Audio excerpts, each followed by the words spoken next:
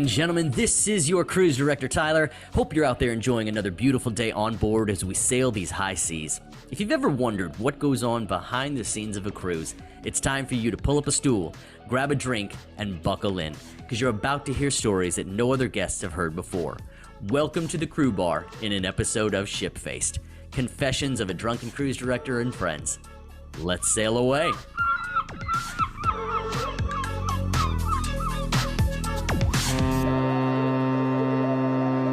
Welcome, ladies and gentlemen, to this week's episode on Ship-Faced, a confession of a drunken cruise director and friends. I think that's it. I should know it. I'm helping make the show. Yeah. So this week on episode, we have the infamous Tyler Evans. It's me. Hi. Are you the problem? I'm the problem. All right. So in this episode, we're just going to get down and dirty. Get to the nitty gritty. Get it, Aguilera. Let's get dirty. Let's get down to business and defeat some Hans, because I am ready for Miss Moulin Rouge. Shit, he's fired up. We've heard a lot of great things so far about crazy things that have happened with people from airplanes landing in the ocean, and wild parties, and guests crossing over with crew, and drunken blackouts of not knowing what's happening, and tons and tons and tons and tons and tons of things going on. Yeah. But what we haven't heard is directly from Tyler's mouth himself. So Tyler, we're going to get down and dirty. All right, okay. let's do it. So what's something after the last, few episodes, I'm not going to say a number just in case if this one doesn't come out when we want it to. Season 2. What's one story that we can dive into that you didn't know even happened because you were so elusive and not present, but it was all your fault?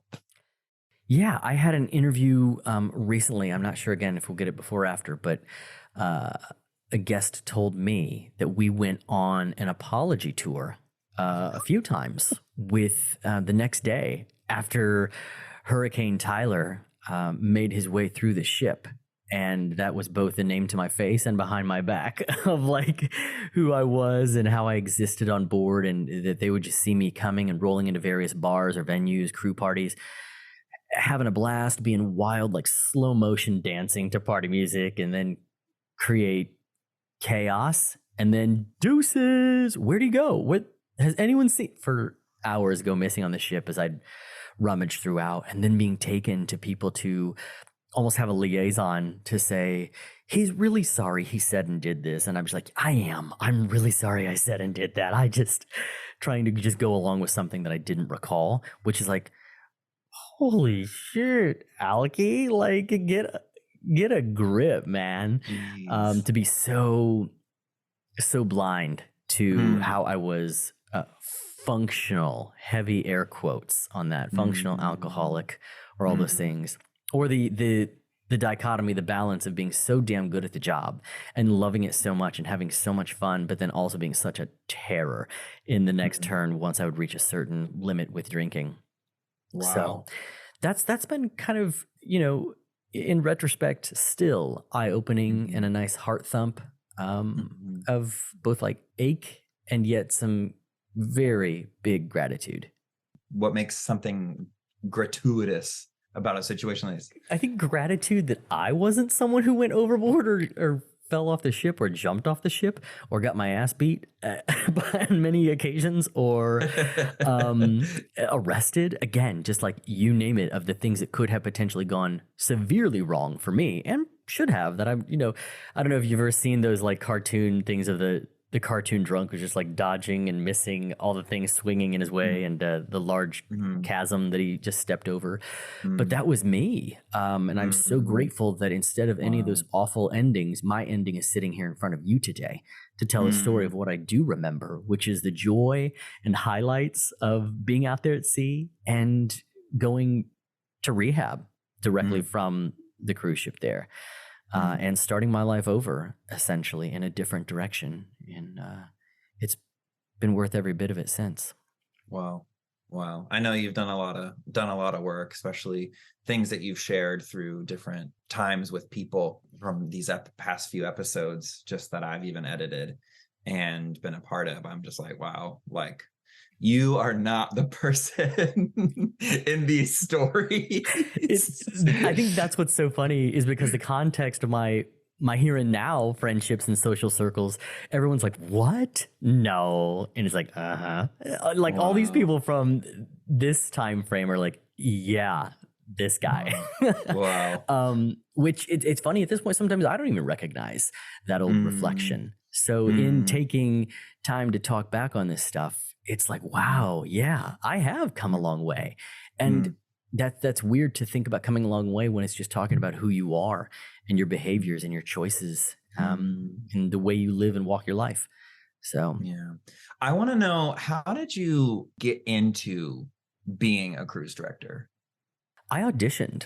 Like I was getting back to a place where I wanted to pursue being on stage, entertaining, having a microphone, having a spotlight, because I'd always loved that since I was a kid. And you know, junior high, high school, musical theater stuff, and all through college I did performing stuff, and I just had missed it. And so I started auditioning for various things. I auditioned even to be a dancer for a call. I was running around in professional gear, and one friend was like, "Have you seen this audition, Tyler? Get over here, come now." And I was wearing dress slacks and dress shoes and an A shirt, aka a wife beater, formerly known as.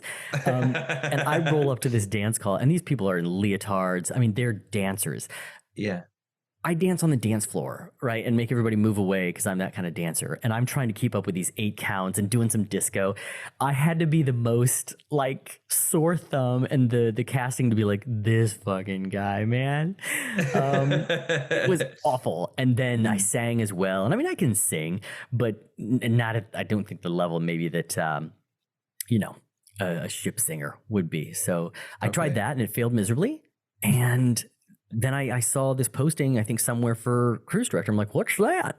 And responded. Cool. And within, I think 2 days, I had these 2 guys from this cruise line come and audition me in a giant casino room. And they said, just pretend like you're in front of an audience opening night of a cruise and tell us how you'd fire up the crowd. And it's funny because I had just spent the previous night envisioning it in my bed and talking it out to the sky. And I just nailed it. I saw it on both their faces. Just those 2 guys sitting in a room full of empty chairs. And so you auditioned it like a regular actor would be in a room with people who choose you. And had no clue. So it's legitimately a character position. Yeah. Wow. Yes, it's both a character and of character, because typically a cruise director is someone who has traveled a lot and held other positions on board, and then knows how to instruct and lead a team of entertainers, because it's a head of a department. Yeah, that's what I gather from the episodes. I'm like, it's not just a character, it's actually very logistical, and there's planning, and there's people involved, and time frames, and this person needs a break, and now we're doing this, and you know, we have a special event on board because there's an engagement. Yep. And at the time, I told these 2 guys, I think I was in a little window where I wasn't drinking, aka like 3 days. And I'm like, oh, no, I don't drink very much, so you don't have to worry about that. Like, to just secure the spot. Do you know what I mean? When clearly I had some things that, like, you've already got some pretty big red flags there, sir, that you might have a problem. And I was just tearing away from them. With this new opportunity, like, okay, here's my fresh start. If I was struggling drinking here, maybe I'll do better out at sea on a cruise. Yay! I am better at this. Yeah. Wow. So walk me through the first time, your first time on board as a cruise director. My first time on board was after 2 weeks of training with the man, the myth, the legend, Caleb. He was a cruise director out there who was just notorious for being such a badass, such a great guy, such a great cruise director. I think I followed him for 2 weeks, and then week 3 it was my cruise, and he just stood back and watched as I kind of did all the duties I just watched him do for 2 cruises. So I mean, that's some quick training. Very hands-on, very much throw you in the deep. Yeah. What was that like for you? Absolutely nerve-wracking. It turned me into a little boy. Like I would get cell reception and call my mom and dad and get on the phone and they're like, "How's it going?" I'm just like, "It's good. It's good." And within like 2 sentences, my voice is cracking and I'm just like, "It's lonely. And I'm doing okay, but it's, you know what I mean?" Just it Oh was man. so endearing because I was scared of shit, of Wow. failing, of not being good enough, of not doing it right. The Mm. pressure, sleep was rough because you wake and you're like, what did I miss? Where do I need to be? Just constant Oh. thinking about where do I need to Mm. be? When do I need to be there? Learning your way around the ship in and of itself, learning how you do life out here. Mm. Mm. How do I Sounds make a like a phone call? first AD on set. Yeah, yeah, you know? very much Oh so. man. Tell me, what was your first major, like, oh my God, I'm gonna get fired? I think the biggest one that comes to mind was every now and then charters come on board a cruise ship, which means a company or an event or an artist or a group books out the entire ship or a large portion of the ship. They take up 50% of the guests on board or they take up the whole ship. And there was a whole ship takeover with this charter. And I was like, cool, I got no responsibilities. I don't remember what contract this was or what week, but I was just running around with no responsibilities essentially because they had their own cruise director or events and Mhm, things. mhm. I was flirting with this girl at the bar. And the next morning I woke up, the hotel director's like, get to my office now. And I went in and he's just sitting there so stern and clearly steaming upset. He's like, you were out drinking in a guest area last night? And I'm like, yeah, I was just entertaining guests. And he's like, you were asking the president of the charter's daughter to come back to your cabin with you and all of these things. I'm like, Oh oh, shit! oh, that could have been me. I'm sorry. He's like, stay in your room for the rest of this cruise. It was just like, yes, sir. So I ordered room Oh service for a my full God. week and like just, yeah. Oh my gosh. So you weren't allowed to like, was that like when the charter came on, were you like on the ocean or were you at a port? Yeah, so every week, essentially, the ship returns to the home port of call for the season where it's at.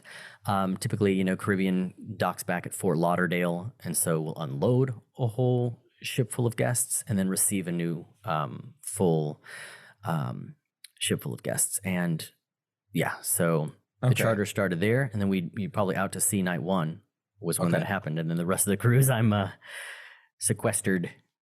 When in your like cruise director story arc did it just start to get bad? Yeah, I held my bearings for the majority of my first contract, even though there were some slips and issues because I wanted so much to have fun. And yet I'm everybody who could be fun with me's boss in the entertainment crew, who have the same kind of privileges to get off the ship and go all to the guest areas and hang out and be wild. But yet I'm their boss. So I'm telling them not to Mm. do things that I'm doing and Mm, enjoying.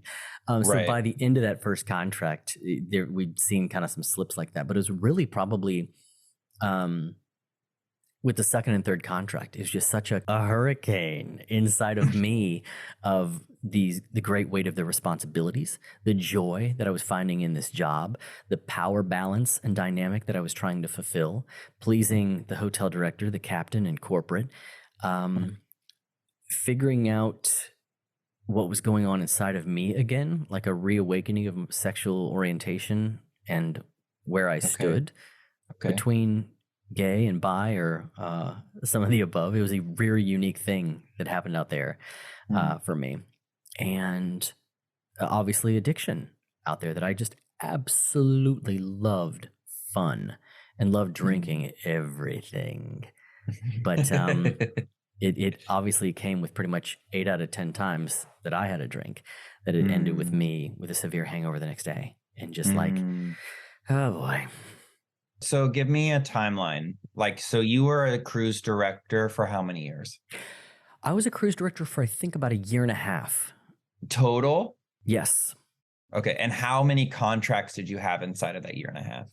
I think that's about 3 or 4 contracts because they were like 4 or 5 months at a time, or maybe I had 4. Okay. I think I had one short one in there. Okay. Okay. Does that math work out? I don't do math. I just, you said a year and a half and I trust you, and you said 3 to 4 and you did 4. So that's 12. So yeah, I get it. Yeah. But like, it kind of makes sense to me. Yeah. I mean, if one of our listeners wants to shoot us a message in our email, you guys at the end of the idiots. That's not, this is the math. I would be greatly appreciated to hear your feedback. Yeah. What's, so inside of that year and a half time frame, what's something that you, would only share a priest? Oh, wow. I don't know if I want to share this. Okay, I'm gonna pull a Tyler Evans and be like, that's what I want, BB. Give me that tea piping hot straight from the Queen's table. Yeah. It's this conversation, and it's it's kind of heavy to talk about between communities that I know and love and who know me. That it's like, oh God, here he goes again. But it's like we're ever and always on this discovery of who we are and knowledge that out there at sea, you'll hear me talk about shipmance with a couple people. And there was this girl I was just absolutely smitten with, spending time with her on land and in my cabin and around every corner. I just had her name on my lips like a song, like a freaking Disney movie or something. Cute. And yet I'm obviously clearly far more attracted to men when it boils down to like Kinsey scale stuff, or like if you want numbers, it's 90-10 or 95-5 type business. So something she had was going on so wonderfully and well for me. And the question or the confession to a priest would be, I think I have much stronger feelings for her than I ever anticipated having for a girl at this point or place in my life. Gulp. Wow. Yeah. Which was revelational to me, to know that maybe I'm bi, and it's really okay to say that. In even in communities from the straight camp or gay camp, like, well, which is it? You just want to be selfish and have a smorgasbord? It's like, well, no, not really. I want to be in love with a person, or wherever attraction and chemistry aligns with someone, even though like realistic attraction wise, I bank that it's going to be with a man. But it really caught me off guard that there was one out there who I was like, woof, what was that? Yeah. So. Yeah. And how did it start? Was that the captain's daughter from the other story ago? No, she was on board in another department role and place. And absolutely a beautiful, beautiful human being, beautiful woman that caught the eye and attention of many other folks on board. But I think, I don't know, I got a closeness with her that some others didn't. But then as well, was she a crew member, or was she okay, cool. Yep. That's cool. But yeah, that's one of the confessions. Okay, well then, since that's one of them, give me another. We're editing that one out, maybe. All right. So give me well, I can just cut that around. I can be like, and you can tell me another story. I'm like already editing in my head. I totally banged a lead singer of one of the bands that I was over. And I'm like, you're doing a great job. Like, when you present on stage and your voice is great and everything. And it just, instead of encouraging someone under the umbrella of entertainment, How many of those were there? Oh, geez. How many? Oh, this is a spicy question. Very personal. I can take it out. About how many people, if you had to estimate, did you have sex with? Male and female, or people who identified with not either of those genders? When it's pitch black out on the ocean in the middle of the night, you can see more stars than you've ever seen in your life. And if you can count those, you can count the number.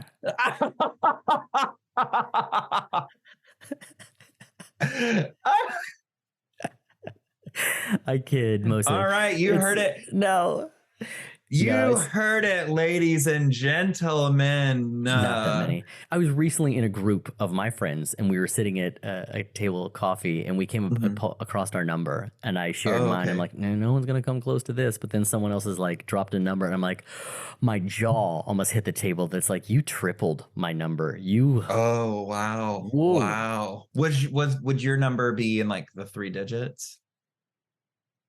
Or like high 2s? High 2s, I think. Okay. I probably have surpassed into 3 digits, but I don't want to admit it. We're just talking about cruise life. We're just talking about cruise life. Oh, okay. We're just talking about cruise life. I will probably just in that time frame, then probably, just the 2-digit figure. Okay.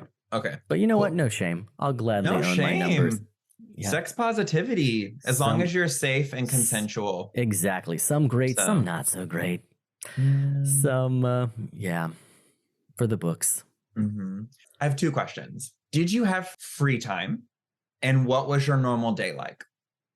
Yeah, there was. So essentially, once guests got off the ship for a port of call, our duties are like capped. We would still have, meetings and things that need to be done when we could only have those meetings when guests were gone, that it gave us time to like do some planning and execution of details, or working on future things coming, or have some necessary meetings for some stuff that needed worked out.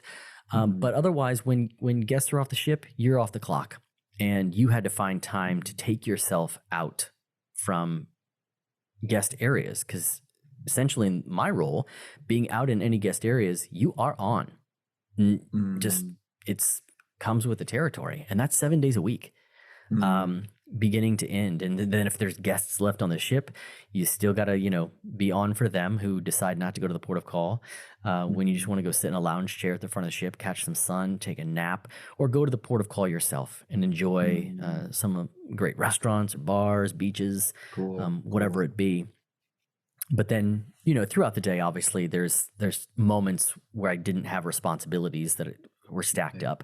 When guests arrive on your boat, are you on until they leave the boat? Yes. So you're on almost 24/7, but it's more like 16/24.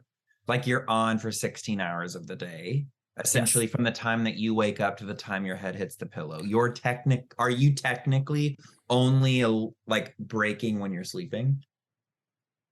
Somewhat, yeah, because it's like, morning announcements, afternoon announcements, nighttime showtimes, game show hosting, daytime bingo hosting, running around to the entertainment areas to make sure my crew's doing their jobs, that the guests are enjoying what they're seeing, stopping and pausing and having moments with guests to build that rapport and trust, and just enjoy them. And then moments with teammates as well.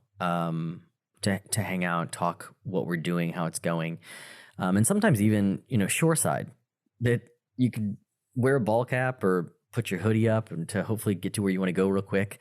Because from the ship all the way up, the gangway and the dock to where you need to go, guests are swarming out with you. They're like, hey, it's the cruise director. Hey, we love that show, but we got some notes on they want to tell you anything that needs to improve. Oh my gosh. What are some crazy requests that you have heard from guests?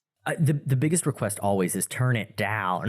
Can you turn it down? It's just the ship background music. I know, but turn it down. It's so thin you could barely hear it in the background. I think the biggest thing is the music. Sometimes what's playing over the. What's the biggest, most ridiculous request that you're just like, I would like a person popping out of a cake delivered to my door, like crazy things like that. It's when things get rough. Like I remember, it was actually my first or second week that I think to date I experienced some of the roughest seas we ever had. And guests were vomiting all over and complaining and coming to the front desk. And all we can do is like, here's a green apple, try some ginger ale, bunker down. We're going to make this. And guests just throwing fit. And I think I encountered on my way through, guest services, someone stopping me and like, you're the cruise director. We want this to stop, and da-da-da-da-da. And just, I had to, with someone from guest services who'd already been berated for a good 15 minutes, doubly explain to this person, sir, this this is a hotel on the ocean, and so we don't have control of what's happening around this hotel as we go. You're like, we're in the ocean. Do you know what that means? I want a refund, and of course, 2 days later you see me again. It's like, hey, sorry about that the other day. Hey, no worries. Just like, it was nothing, even though you were screaming in my face. Gotcha. So it's sometimes losing perspective out there that it's a unique vacation experience that sure, accommodations need to be made every now and then when the industry's done something wrong, but when it's just such an unforeseeable event or the weather, like, come on now. Yeah. What was your money like? How much money did you have? So yeah, your rent's paid, all your food is paid right there until you go shoreside. And so the only thing to do is like buy a ton of souvenirs or have experiences. And it's hard not to, somewhat, when you're out there to these places. You're like, I might not ever be here again. I'm going to go mush dogs at the top of a glacier or take a helicopter tour around these islands or whatever it would be that you want to pay for it for sure. Cool. But other than that, you're right. No, you wouldn't spend your money on much. And starting out wasn't great because I think they just knew I didn't know how to negotiate, or that I didn't know what a fairly decent starting salary is, but I quickly learned. And so after contract 1 and recognizing I was pretty damn good at this and having guests say I was one of the best cruise directors they'd experienced, how long have you been doing this? And I'm like, this is my 3rd week. That it was like, oh, I think they want to keep me here. Then I'm like, well, I'd love to come back for another contract, but I can't do it for that daily amount anymore. I need, closer to like 250 or 275 or whatever it be, to negotiate that by the time I finished, I had a fairly decent day rate going, that it's like, oh shit. What did that look like? I'm making that monthly, like, I don't know, 9-10 grand a month and upwards to. Wow. A month, 9-10 grand a month towards the end. Yeah.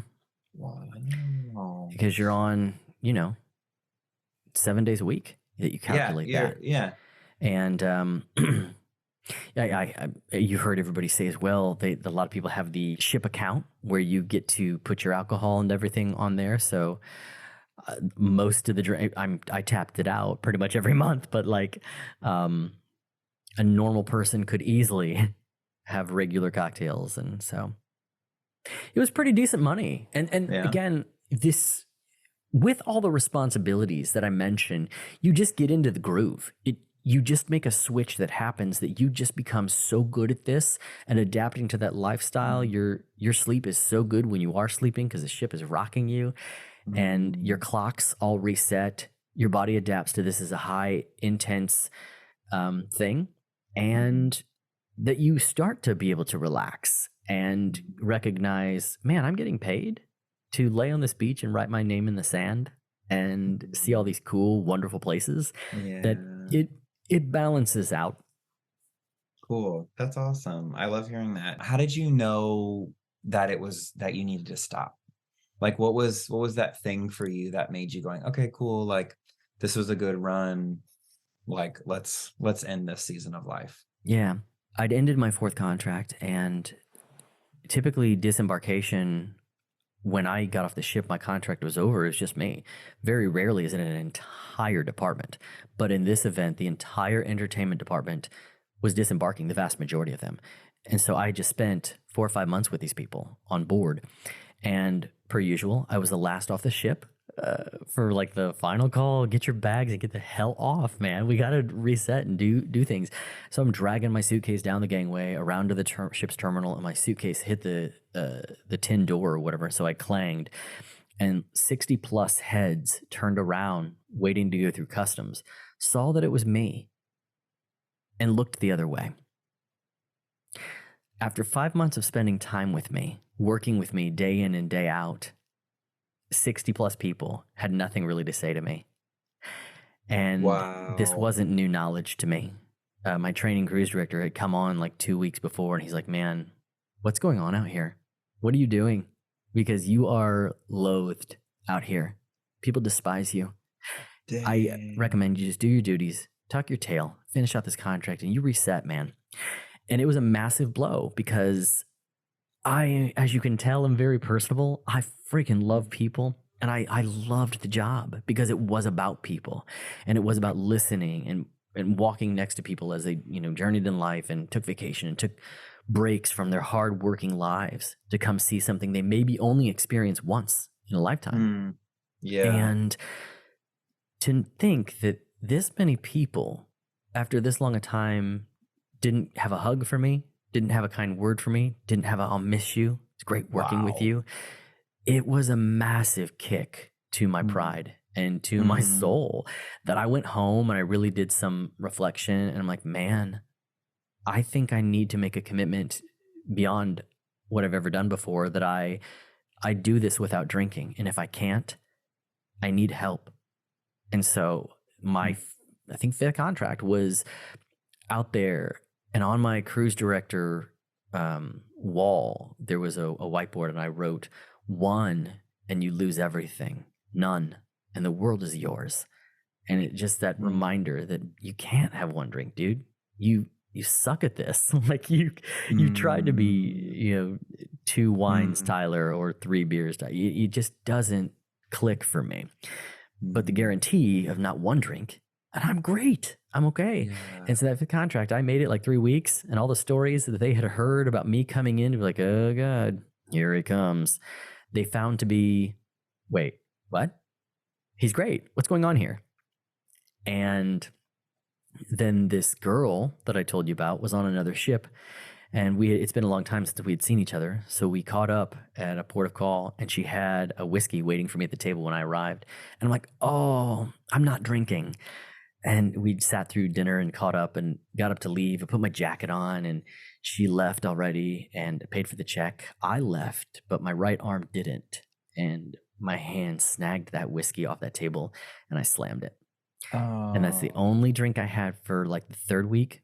But week 4, I met her again, and we had 2 beers, and then I had 3 whiskeys. And then I went back to the ship and I drank through the night, and the hurricane was back. And it was the last night before the final port of call. So a typical cruise director responsibility is when, all those thousands of guests have just enjoyed all these ports of call, getting to know you, all the events all week, trusting your voice. You're the voice they're waiting to hear how to get off the ship because they're just lost. It's still just like, no, wait, which is the front of the ship? Which is the back? And typically I'm up in the office by 6 a.m. to do this. Instead, I woke up in my cabin at like 11:30 to security saying, you need to go down to the infirmary for your blood alcohol test. And I think even at that point, I blew close to a 0.2 something, which is really drunk. Wow. So after that, I got a call from HR. It's like, hey, we're going to have a meeting with the captain here in about this long. Pack your bags in advance in case the meeting goes bad, because we're so late in the day before we need to get the next guests on. So I went back to my room and we just started to throw a fit. Everything was hitting, and I lost my shit about the pressure of it all, the lack of support, the this, that, the other, trying to blame everybody but my own addiction. And went and sat in the captain's meeting, and they all just sat there stunned and in silence because they had such admiration for the last like 3-something weeks where I'd been incredible, and I'd been the polar opposite of the stories they heard incoming. And then they're like, but you did arrive, didn't you? And unfortunately, you're fired. We have nothing else to do. So a ship that I was supposed to be on for another 4.5 months, I only made it 3.5 or 4. So I stood beside the ship that was supposed to be mine and watched it sail away, watched a dream sail away, a role, a purpose, and also a ship that my parents had a cruise booked on for my birthday. So it was I had to call them from land and tell them how I'd screwed up. And I just sat in my hotel room getting ready to go back home. And I'm like, okay, I'll fix this, blah, blah, blah. And I started telling myself the same story again and again of what I was going to do that I'd previously done, of starting over or of running, making a fresh start. And it's just like, you can't do this anymore, man.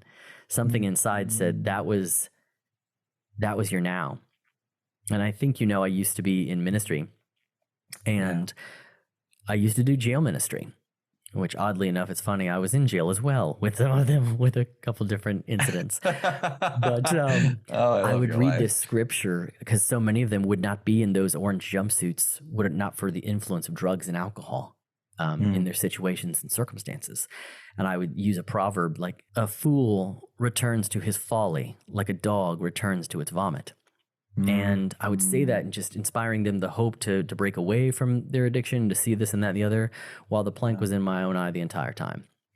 I'm sitting there in this port of call, and I went to go take a walk around the city, and this big old boy was riding his bicycle right by me on the sidewalk, and he crashed, and he's just skidded on the pavement in front of me. I'm like, oh my gosh. I went over to help him, and he puked right next to me. And I could just tell he reeked of alcohol. And where I was at from just what I'd experienced, I just was so annoyed and disgusted with it. I went on to talk with a church. I went to a service, and they directed me to some little shelter. And I was like, I don't know what I'm going to do. Do you guys have rehabilitation here?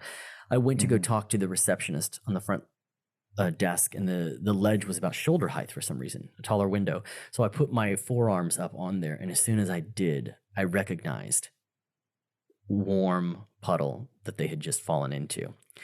And for the second time, that verse rang into my ears of a fool returns to his folly like a dog to its vomit. Later that night, same day, I was going to get a burger and still wrestling through all this. The Pride Parade was in town, and this gaggle of gays and some girl with them was next to me, and she was like their little queen bee. And she sat down, and she's like, hi, waving at a table next to me while I'm eating lonely and sad by myself. And I get ready to bite into my burger that I've been waiting on all day, and she just looks at me again and pukes all over the table. So like the whole God. Peter, 3 times denial type story, and the power of symbolism and biblical stuff. I was like, all right, I hear you. I hear you, Spirit. I hear you, God. I hear you, love. This is my time. This is my chance that I can't return again to these old cycles, old patterns. Anyone listening who doesn't have belief or whatever, you could say it was coincidence or this and that, but it's just like it hits so powerfully for me that the universe still speaks no matter what you believe in. Exactly. And that universe, God, our creator, our maker, our father, our mother, is love. And that love was saying, this is your time. This is your opportunity. I'm giving you grace here through this fall and fail to turn it into something beautiful. And it has been so much beauty since then in relationships that are treasures for me, and accomplishments and freedom and difference. That's beautiful. What's one question that you wish I would have asked you? What's one moment you'll never forget on board, or what had the biggest impact on you on board? Okay. Yeah. Great. I love it. Thanks for coming up with your own questions. Yeah, you're welcome. I gotta ask it. Oh, okay. I'm doing your job now. Okay. What's one thing that you'll never forget from being on board? From all those contracts, from all those ports of call, from all those late nights, from all of those random people in your bed, from all of those stargazings on top of the ship, from everything, from the wind in your face to the writing your name in the sand. Like, what's one thing that you'll never forget? Yeah. Everything you said just goes in like this fast forward picture, like a movie. And there's so much light and color and flavor, great meals, great talks, late night drunken tears with other people, laughing, dancing, getting to know guests. All in all, it's the power of people and the power of words that has the most impact. And after every cruise on the guest surveys, sometimes guests would say awful things in the comments of just like, he's not funny, he's da-da-da. And you do your best, like, don't read the comments for the first month. It was my advice. But then, of course, you're sitting there in the entertainment office by yourself, scrolling to see what they say about you, just like we do in the social media comments today.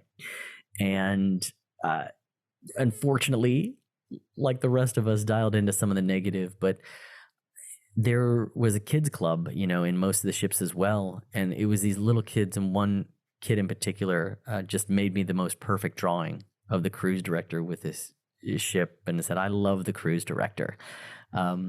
And I think it was a night where that is sitting on my desk after reading some of those comments and whoa, here we go.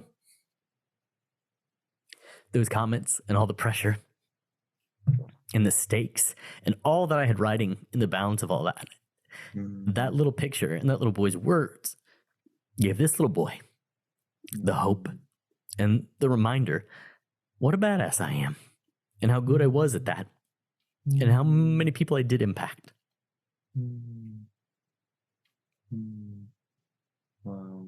Through all of the drunken nights and, I'm sorry tours with a liaison, the people that you wronged, you still made an impact. Wow. Yep. And it made an impact on me that obviously a decade later, I want to talk about it and share. And I don't know. I hope people can take hope, take heart in some of these stories and see life, to be beautiful and to keep going. Yeah. Wow. Well, I will tell you one thing. Being the editor and listening to every nook and cranny of these episodes, they are changing. They're funny, they're ridiculous, they're outrageous, but some of them, just like your story of redemption and self-love and sharing the light that's in all of us and allowing it to shine brighter so we can make a difference and so we can affect the world. What's one thing that you've learned that we need to reflect on to enjoy this life abundantly? I think it's what I just said, taking a step back and looking at all of this to acknowledge that it's also wonderful, that it's also beautiful when you have those existential crises in the middle of the night and you're like, what is this? What is the point of waking up? What happens when we die? Why do things have to hurt? Why is there suffering? And then you look at all the good and you're like, what is laughter? What are tears even about? What is a sneeze and these sounds and music and a concert when you see tens of thousands of people getting together to sing or light in the middle of the darkness? You have to point to something. I have to. It's just like, where did this all come from? And finding a source of love then speaks to me. I'm made by someone who views me with love and care. And then if that's the case, I've got to be able to look at myself with love. And what does love do for me? It shows up for me. It cares for me. It puts boundaries up for me. And so I think it's self-love for me. And I think that derives from the source of love. And that gives me the capacity to love myself and to love other people along the way. And the ways in which I give myself grace and forgiveness and mercy to grow and to be human, I can then give other people and really, really appreciate things rather than being so stuck in anger, frustration, things that are not, that I have not, that I think I need to be, that I don't live up to, that I don't measure up. It's so cheesy, but it's like love it. We need love I love with this journey, man, and that's big to unfold. That's awesome. Yeah. Thanks for doing it with me. You're welcome. Happy to be here. Is there anything else? No, end it. End it? Okay. All right. Let me get back to having the microphone. You're like, I hate this. So, Tyler, thank you so much for coming on this episode. You are so welcome. Thank you for having me on my show. You're welcome. I would love to do anything to do this again for part 2 of Getting Down with Tyler. Yes, we have, and yes, we do. So thank you for coming to your own show. And we just can't wait to hear this episode and can't wait to hear what's next. Right on. All right. Bye-bye, my friend. Bye now.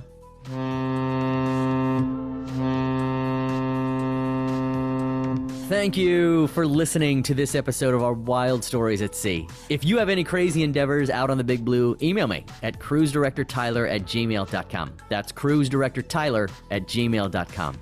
We would love to hear your stories either on board or from the crew bar. And that's it for this port of call. Join us as we sail on to the next wave of outlandish stories on Shipfaced, Confessions of a Drunken Cruise Director and Friends.